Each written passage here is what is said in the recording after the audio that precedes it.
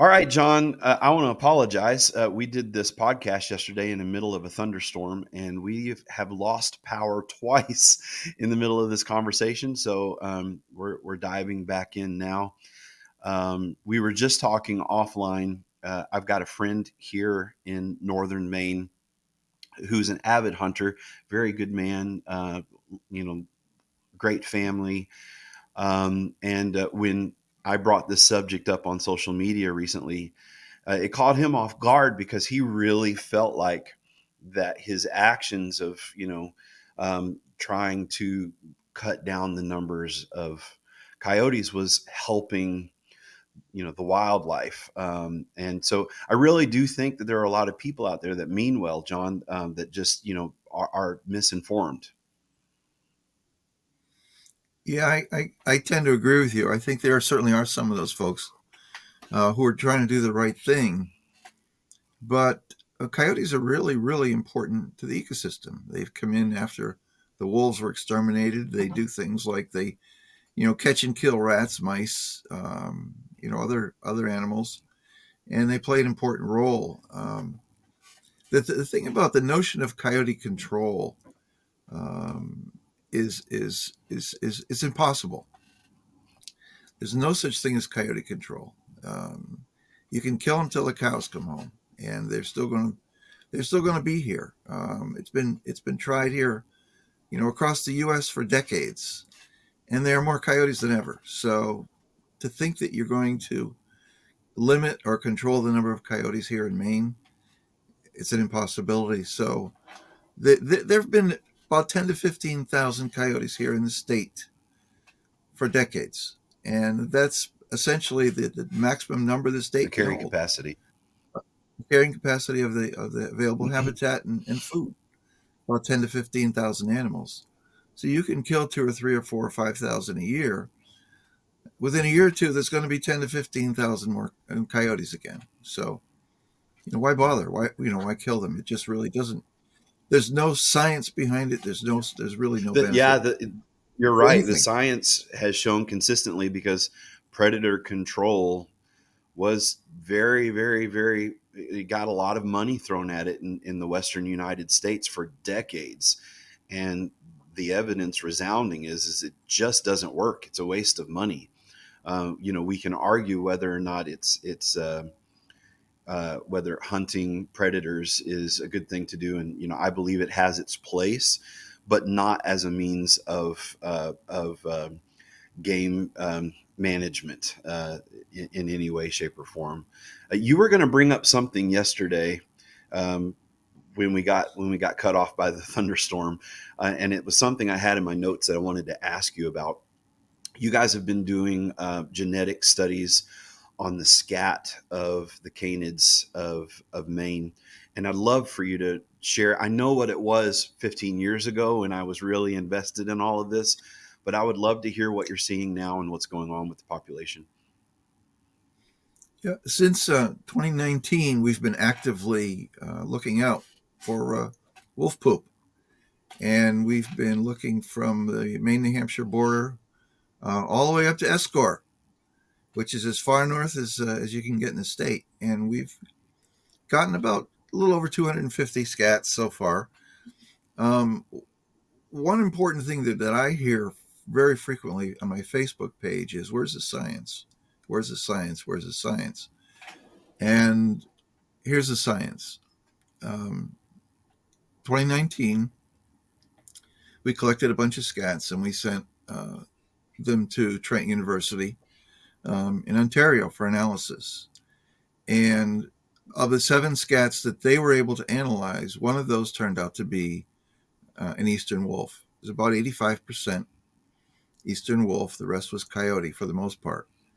And 85% eastern wolf is a very, very high percentage eastern wolf. And the reason I say that is because as coyotes move from west to east across the Great Lakes, some of them bred with eastern wolves. So the eastern wolves, even in Ontario and southern Quebec, most, if not all of them, do have coyote genes in them. So the so-called pure eastern wolf probably no longer exists. But for all practical purposes, the animal, the size of the animal, the way the animal looks, its morphometrics, its behavior. The animal is a wolf. So to find 1 out of 7 that we collected that was analyzed to be a wolf is extremely significant. And also to find an animal here in Maine that was 85% wolf is extremely surprising, very significant. And right now we have a couple hundred scats awaiting analysis, and we're hopeful that a significant percentage of those animals will turn out to be wolves. So when folks say, where's the science? Where's the science? Where's the proof of a wolf? Blah, blah, blah, blah, blah. We hear that all the time. We've already collected proof of a wolf, and where there's one, there's bound to be more. So stay tuned Yeah. for that, because exciting and interesting things are happening on the wolf front. At least if you're a wolf advocate, it's Yeah. exciting.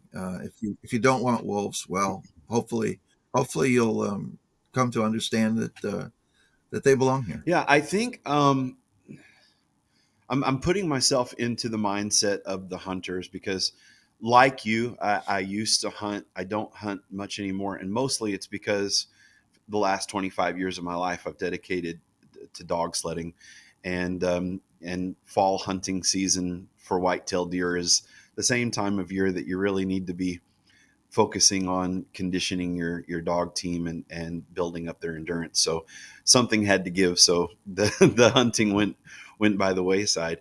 But I'm putting myself in the mindset of a hunter here, and I think their fear is, um, and this message really needs to get out. It's something that it's new to me that I'm hearing you say, that I think people need to understand, and it's worth circling back to.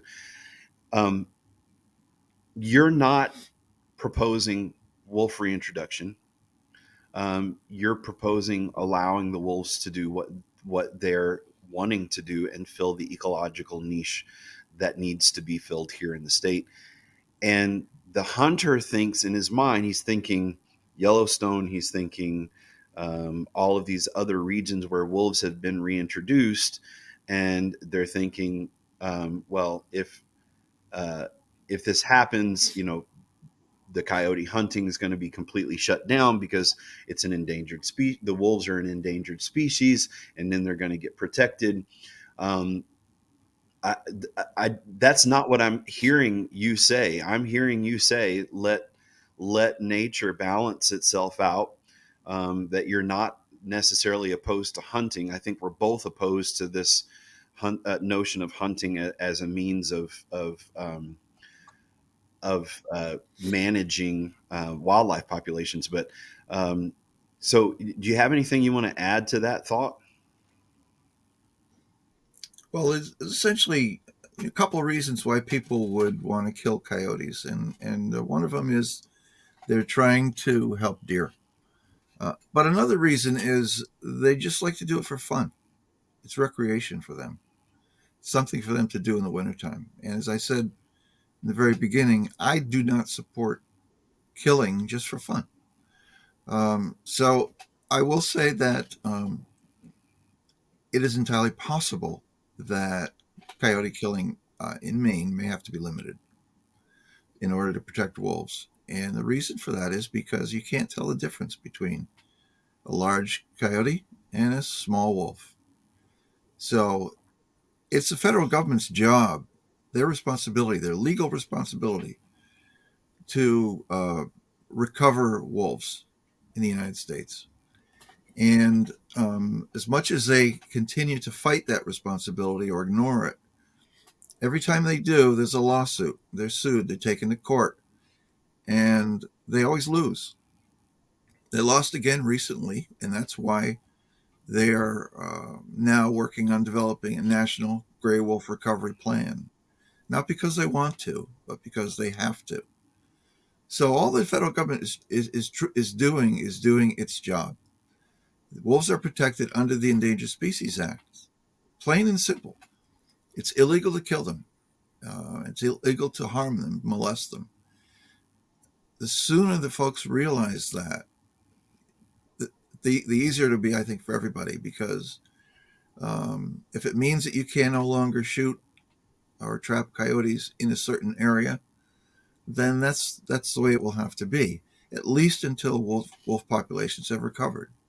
Once the population's recovered, right now there's sport hunting for wolves in several states in the western U.S. because populations have recovered to the satisfaction of the states and the federal That's a government. great point, and I'm glad you brought that up. You know, the science that we keep coming back to is that the prey species have become healthier since the wolves were reintroduced to Yellowstone. The predator populations, I mean, I know a lot of hunters, and I know these hunters would love to be able to hunt eastern timber wolf one day. And I do think, and to have them reestablished to the point to where a limited hunting season would be available, that's something that the hunting community really needs to think about. But just playing the devil's advocate here, I'm going to circle back, and because earlier in this conversation I said the government doesn't want to acknowledge that they're here, because if they acknowledge they're here, then they have to spend funds to manage them, and they have to protect them, which they don't want to do. They want to spend that money on um, bolstering the prey populations.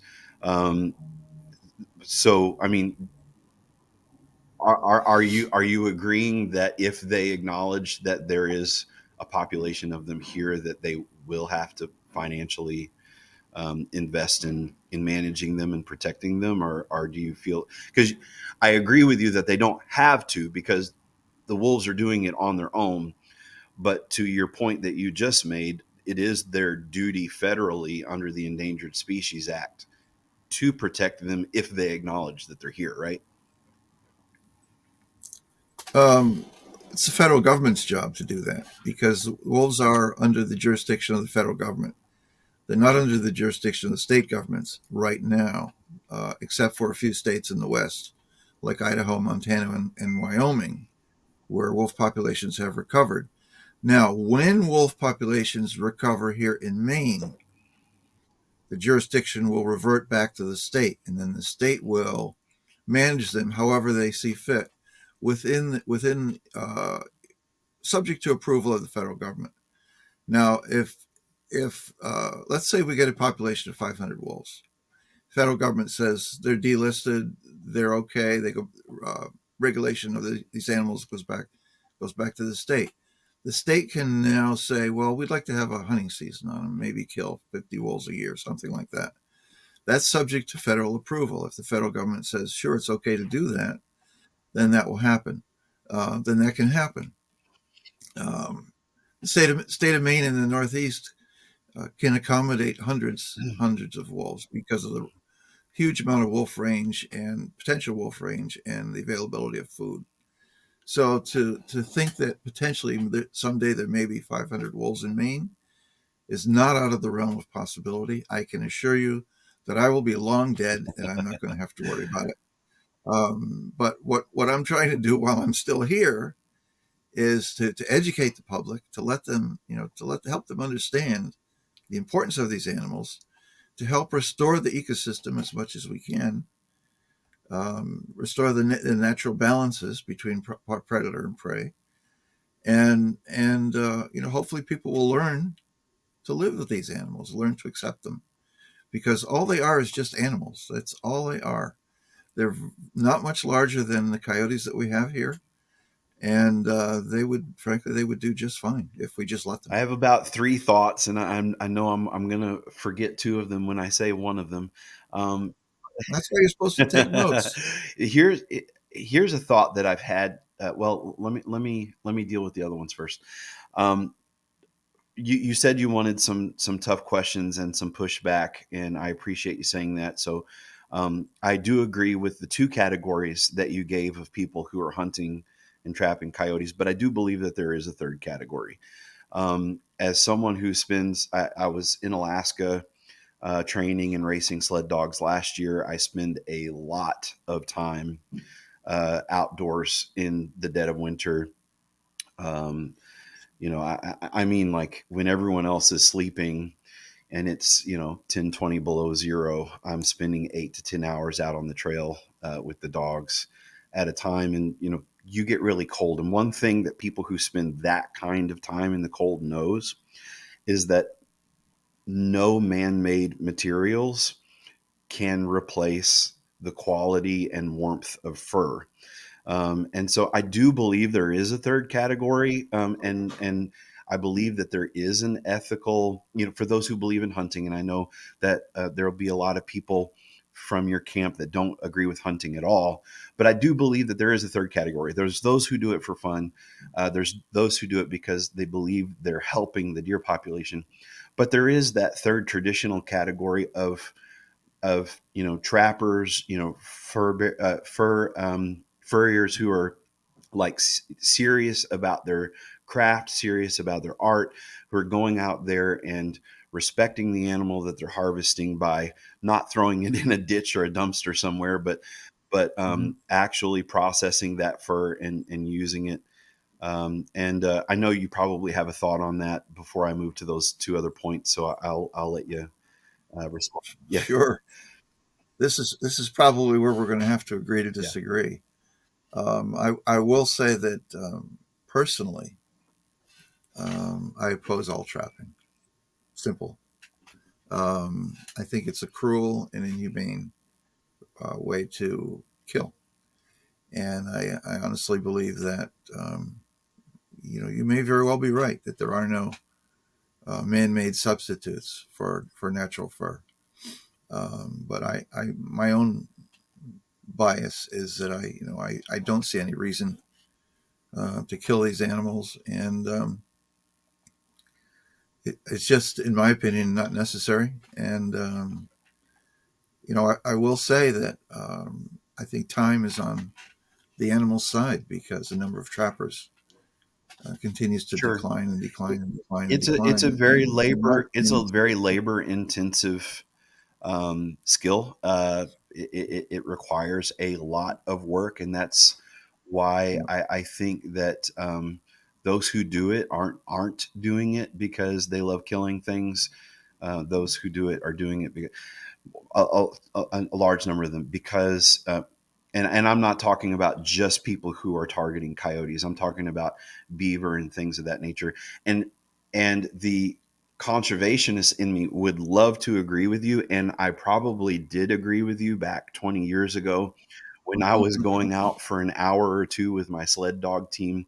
But any in long distance or endurance musher, and anyone in the Arctic will tell you that there's just nothing that's been created yet by mankind that can insulate and keep someone warm like fur does. And like you said, we might just have to agree to disagree on that. But um, I did want to ask you this. Here's a thought that I had when I was doing my undergraduate and graduate work on the canids here on the East Coast and looking at old world canids versus new world canids. As you know, you had the red wolves in the South that are new world wolves.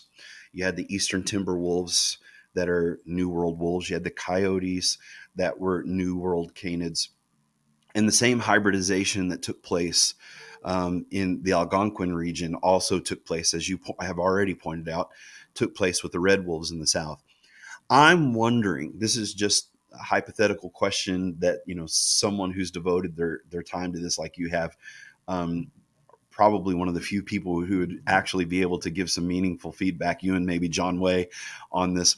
My theory has been that the eastern timber wolf in the north and the red wolf in the south at one point were a continuous body where they were more red wolf in the south, they were more eastern, just like we're seeing with the hybridization now, that because they were new world wolves, that they were more eastern timber wolf, more thick coated, more rugged in the north. But the further south you went along the Appalachian Mountains, the more red wolf they became. And if that theory is true, what would that tell us about the type of wolf that should be here? because I've thought about, genetic health and things like that. And I know the red wolf population in the South, no one wants them. There's nowhere to put them. They have these breeding programs to keep them, to keep them from going extinct, but no one wants them reintroduced anywhere. And I've often wondered if for the health and vigor of a wild population of eastern wolves, of eastern New World wolves, if some kind of red wolf, eastern timber wolf would be a suitable um, animal for further south in the Algonquin region. Do you have any thoughts on that at all? Sure. Bottom line is we want to let nature take its course. Bottom line, plain and simple, cut and dry. Um, we do know that eastern wolves formerly lived in Maine. We know that from basically just from one specimen killed in the 1860s that was analyzed. That was an eastern wolf. A specimen of wolf killed in New York in the late 19th century was an eastern wolf. The thing about wolves is they move around, and there's no one hard, fast, sharp boundary between a gray wolf and an eastern wolf because each animal can travel 1,000 miles. They can interbreed with each other, and they do. So these boundaries, these lines are very, very blurred between different populations, different wolf species or subspecies. Um, I have no doubt in my mind that the red wolf and the eastern wolf both lived in the lower 48, eastern part of the country, and as both were killed off, the eastern wolf was gone. The red wolf was virtually gone, was down to just a few animals, I believe, down in Texas. And so they've been breeding red wolves in captivity for decades to try to recover that population. One of the problems with returning red wolves to the wild is the coyotes that are out there, and they continue to interbreed with coyotes, and their DNA gets watered down. So there are certainly problems with that. As far as Maine goes, I suspect that we had both eastern wolves and the larger gray wolf, and the reason I say that is because, as you mentioned at the very very beginning, is that northern Maine deer are not native to northern Maine. Uh, Maine at one time had basically a deer ecosystem, deer-based ecosystem in central and southern Maine, mostly On southern the Maine. riparian areas around rivers and on the coast. Yeah. Yeah, yeah, and the northern parts of the state was a wolf moose ecosystem. It was there was moose and caribou, and so I think Maine probably had both animals. Did they interbreed? Possibly. Who knows? Um, so to make a long story short, I think whatever is going to live here, we should just let live here. Now, um, eastern wolves very very seldom take down moose. Northern Maine's got a really healthy moose population, so that's probably where the larger animals are going to survive. And that's what I mean by letting nature take its course is survival of the fittest, and where these animals are going to survive, where they're going to find the food. That's where they're going to find their own Yeah. place. So that's kind of how I Yeah, feel we have about we that. have our preferred species, and I agree with you about the moose population to an extent, but they are obviously dealing with a huge tick problem, which is Right. is a problem that was brought to us again by um, changing the habitat of our region through through farming and forestry to bring the we didn't intentionally welcome the white-tailed deer here, but our timber practices and our farming practices made northern Maine more habitable for them, and then they brought all kinds of problems that the caribou couldn't handle, and now the the moose are dealing with tick problems, which also I think to a large degree is a byproduct of the deer. But I don't hate deer, and it's a hard thing, right? Because as a conservationist, you say, you know we want you, do you want to preserve or do you want to restore? And and if you want to restore, how far back are you going? Are you going back to the 1800s as your ideal? Or are you going back to the 1600s? Or how far back do you want? And so what I hear you saying, and I think that this is a more defensible position, what I hear you saying is let nature do nature. And we're not trying to restore some ideal of what things were in the 1600s. We just want to let nature take its course here, and I think that's Well, the lynx is a perfect example because lynx have come back on their own and they're recolonizing areas where they can live. They are spreading south, but there's a point where they're not going to be able to go any further south because it's not lynx Mhm. habitat, and because you don't have the food supply that they need. They eat largely snowshoe hare, and where are the snowshoe hare? For the most part, they're in the north. The good populations of snowshoe hare in the north, in the coniferous forests, in the mountainous areas. So lynx are a perfect example of letting nature take its course. They were essentially gone. We've stopped killing them because they are protected species. And at some point in time, they'll come off the endangered threatened species list. There may very well be trapping for lynx again in Maine. It's highly likely that there are already harvestable populations of lynx. So at some point in time, I expect they'll become a game animal again, and this is kind of what happens. We just the animals will go where they go, and they'll live where they can live, and they won't live where they can't. And is there room for hunting? Absolutely. Do I oppose trapping because I believe it's cruel and unnecessary? Absolutely. That's just my opinion. But is trapping going to continue? Are people going to continue to do it? I expect they will for a long, long time. The reason we have so many lynx right now is because of trapping practices that have been changed. They've been changed because of the incidental take issue. And that's one of the reasons why I oppose trapping. But traps have been forced. They've been forced to be modified to prevent or minimize the trapping of lynx, and it still allows trappers to trap animals, just not lynx. So um, I just think letting nature take its course is really it's a really really simple way of thinking. With the understanding that we'll always be here, and we have to learn to live with nature. Yeah, I think one point that needs to be made here, that with everything that needs to be said, we haven't gotten around to saying yet, is that Maine has the largest contiguous unprotected forest left in in the east of the Mississippi River. And if the eastern timber wolf is going to reestablish itself anywhere in the Northeast, it needs to be here and in New York. That's really the only places with any with enough space for them to really reestablish themselves. And so, if to borrow the phrase, if not here, then where? And if not now, then Right. when? Right?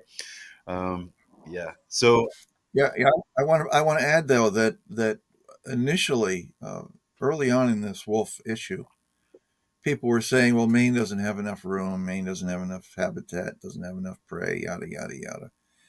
What the truth of the matter is, the area in northern Maine called the North Maine Woods. It's gated. It's largely privately owned. It's largely commercial forest land.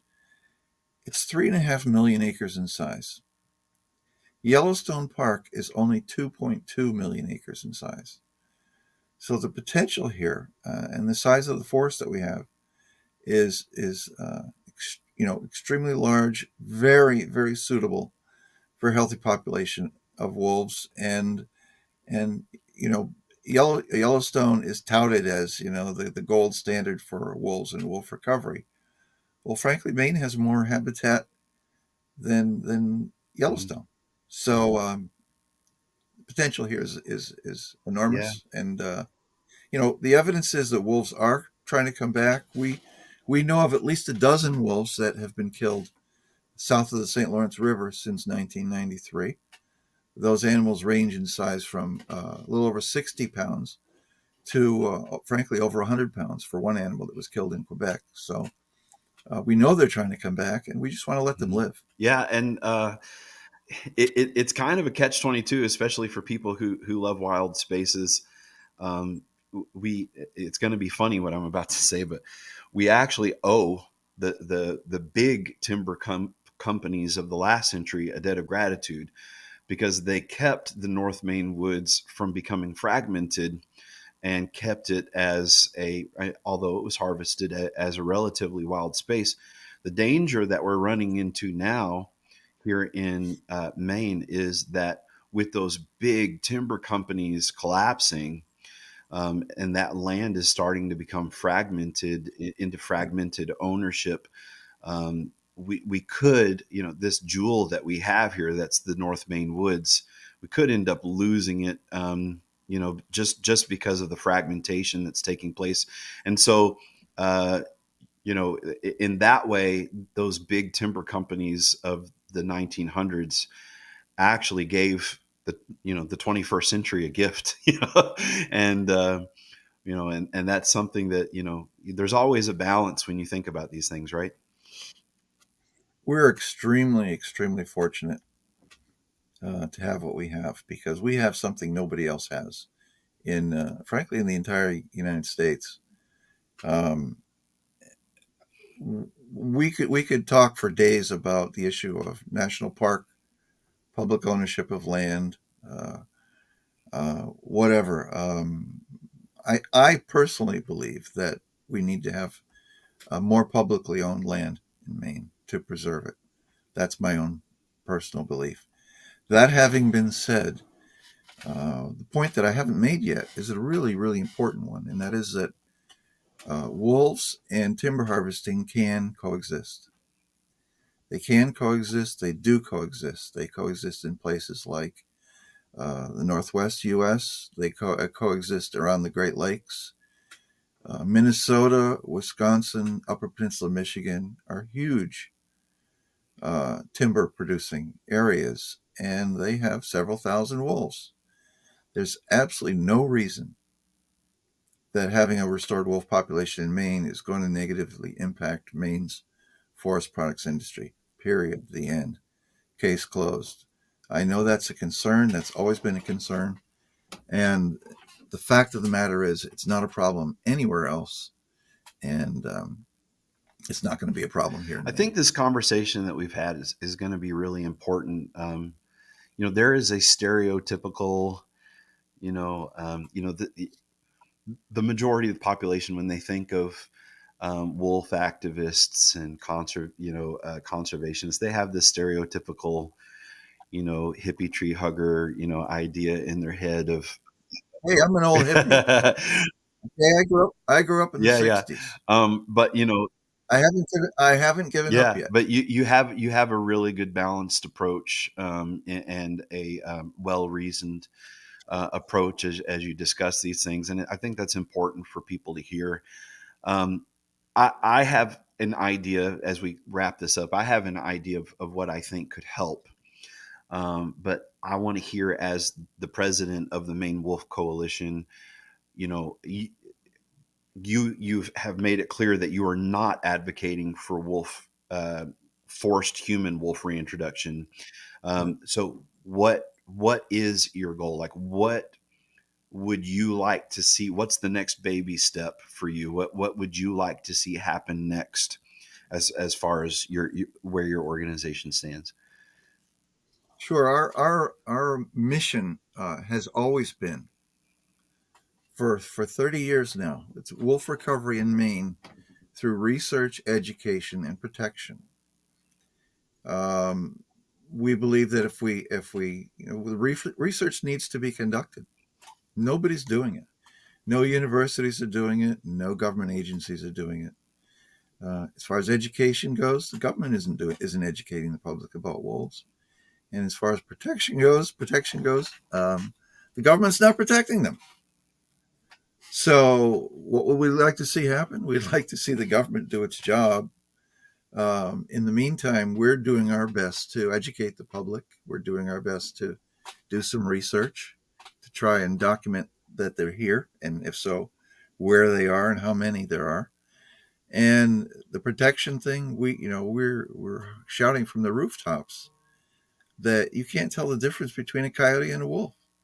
So something needs to be done to protect wolves. So our group, what we're doing right now is we're continuing to do our DNA work. We are continuing to work to educate the public. We have a Facebook page. We have a website, and what we try to do is gather information and disseminate it, and educate the public, let them know what's really happening, because the government doesn't necessarily want the public to know what's going on or what isn't Yeah. going on. Right now, we are trying to work with the state of Maine to include the wolf in their 2025 State Wildlife Action Plan. The 2015 plan, they totally ignored wolves. And the action plan is important because that guides where federal monies are going to go, which species are going to be helped with federal monies. And if the state continues to ignore wolves, then nothing's going to be done on a state level. So we're trying to get them to include wolves in that plan. We're also working on setting up a meeting with the U.S. Fish and Wildlife Service to offer our help, to let them know that we're here.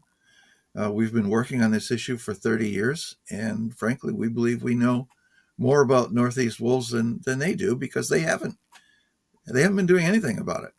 So we want to help them to develop their recovery plan for the Northeast. I used to work for the government, and the saying is, I'm from the government and I'm here to help.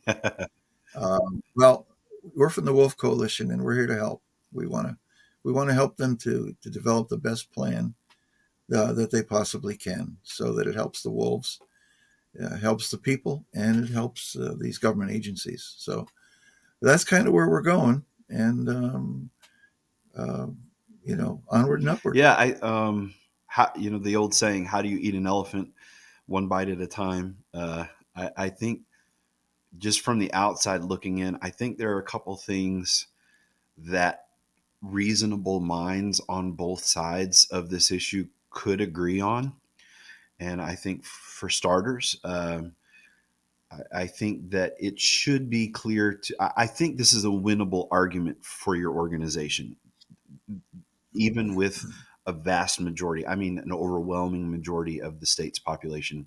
I think a winnable argument is it is unethical to kill whelping mothers during whelping season. And, that would be a start. That would be a place to start, to say, look, 365 days a year, when there are cubs in the den, is unacceptable. That's just, even for someone like me who believes that there is a place for hunting, even fur bearing predators.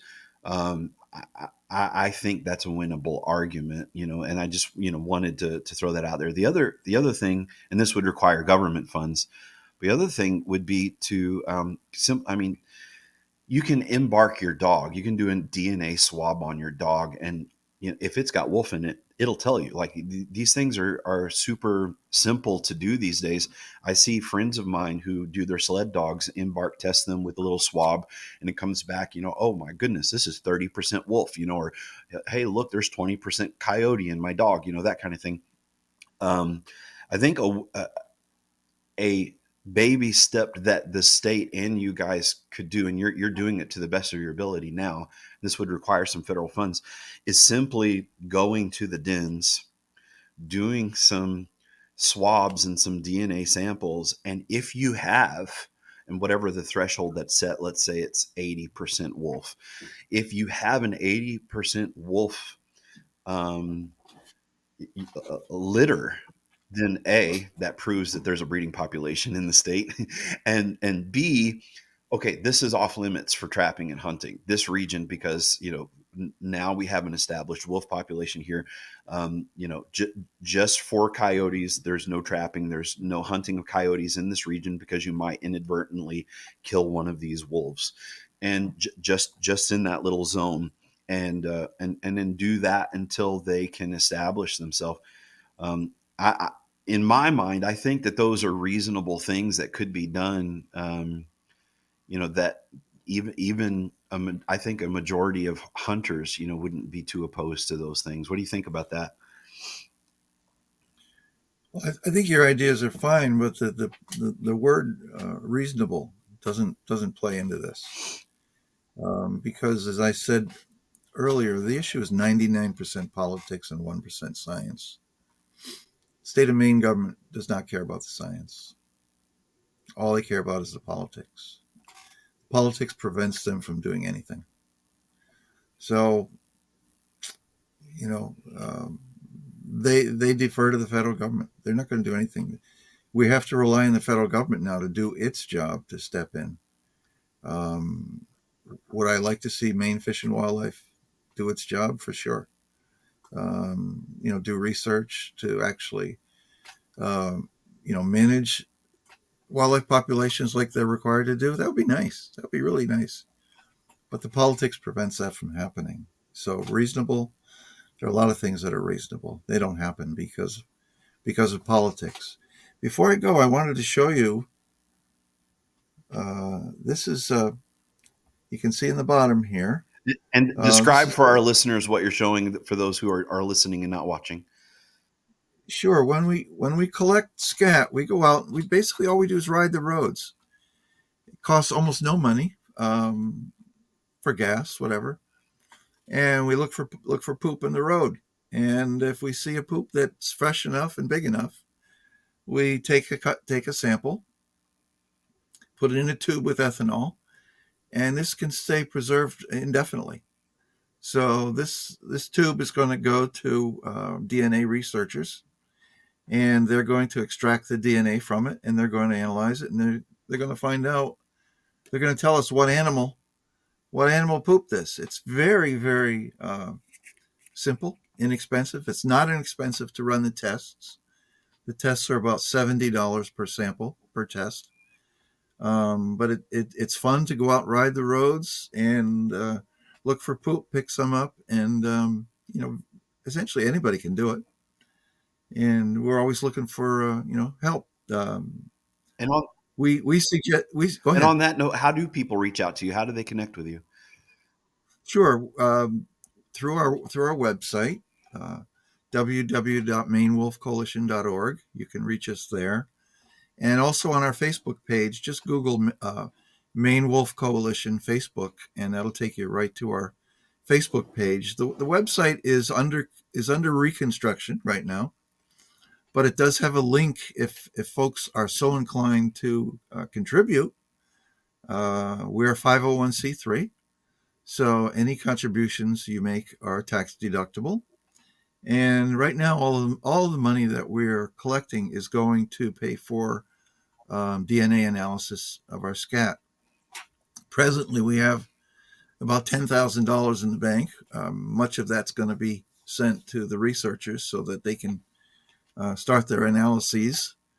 But frankly, this is a citizen science project. That's a fairly new term. Where citizens are taking the Where lead. science is going There's back to its roots, because that's how science started, right? the people. We don't have, frankly, we don't have. Our motive is to help wolves. We don't have a political bias in terms of we're going to do this, we're not going to do that for reasons of politics. We're going to do what needs to be done to our best of our ability to help wolves. That's our goal, plain and simple. So yeah, citizen science. There are so many examples of citizen science projects across the country where people are stepping in places where the government just doesn't have the resources. So this is one of the things we're doing. I wanted to, if I could just show you a little tray. This is just a few of our samples. We'll be shipping a bunch of these to to the And researchers. for those who can't see But that, I'm looking at about what I'm guessing 50 to 60 vials in a tray. yeah, and we collect for each sample, poop sample, we collect two, sample and a duplicate. And the duplicate's important because sometimes they get lost, or sometimes we want to recheck a sample. But so this is what we have. I've got in my little office here. I've got several hundred of these tubes with poop in them, and we send them off as we can, and analyze them, do the DNA, and we'll see what the results are. It's a simple matter of, frankly, just telling the truth. And the results are what they are. We're not gonna say that we're going to find this, we're going to find that, and then make the results fit what our predetermined conclusions are. We're either going to find wolves, or we aren't going to find wolves. If we find wolves, great, we'll go from there. If we don't find any, guess what? We're going to keep looking. So because we do believe they're here, we found at least one. We have some fantastic photos and video of animals that look just like wolves. So we're excited, and And I know you get a lot of flack for we know. I know Go you get ahead. a lot of flack for what you just said. So, as someone who has spent 4 years of his life studying uh, our coyotes and how they relate to the eastern timber wolf and the western coyote, I'm for what it's worth. I give you my complete agreement. It some more than others, but our coy wolf population looks very eastern timber wolf. I agree with you 100%. And some of these animals certainly look more wolf-like than others. I recently talked with a person in Ontario, and what she said, frankly, was that some of these wolves present more like coyotes than wolves. So an animal can look coyote-like, have the narrow snout, but actually have more wolf DNA in it than coyote DNA. So when I say it's impossible to distinguish, that's what I mean.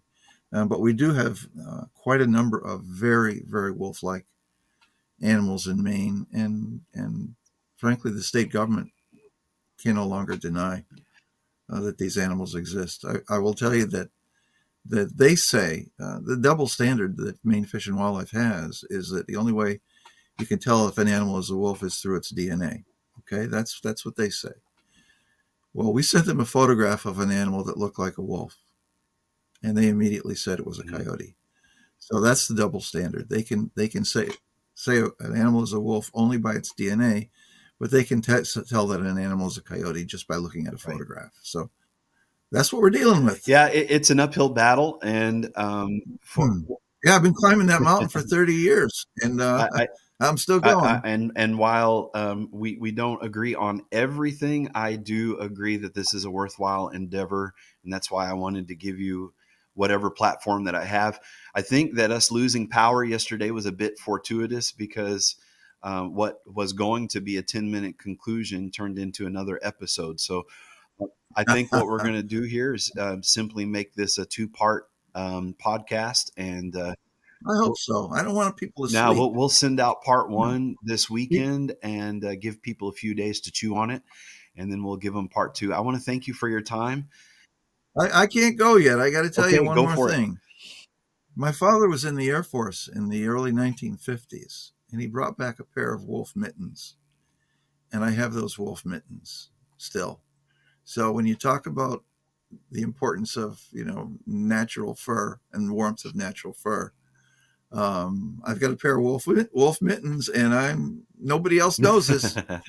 So this is just between you and me. But I have a pair of wolf That's mittens. awesome. Yeah, and when I went to Alaska and I started talking about 30, 40 below zero temps, um, everyone I talked to, and I don't mean 30 to 40 below zero temps alone, but I mean 30 to 40 below zero 4 days at a time, when Oh you're yeah. running a long distance race. And they said, if you don't have beaver mitts on your hands, you will be in trouble. So, and that's why I Mm. say what I say. I think there's a place for it. I just really appreciate you taking this time. And I think that people are going to be pleasantly surprised to hear your reasonable approach, to hear, your organization's perspective on this. Actually, not wanting to reintroduce wolves artificially was news to me That's in this conversation. that's the So, last thing we want, and I we think that's going to never be, I support think that. that's going to be a surprise to the general population as well that Mhm. listens to this. So I want to thank you for your reasonable approach. I want to thank you for taking this time with us. It's been a little bit of an effort for the two of us to sync our schedules, but we've managed to pull it off twice now. And I'm really looking forward to getting this out there, and the feverish conversations that are no doubt going to follow from from both camps.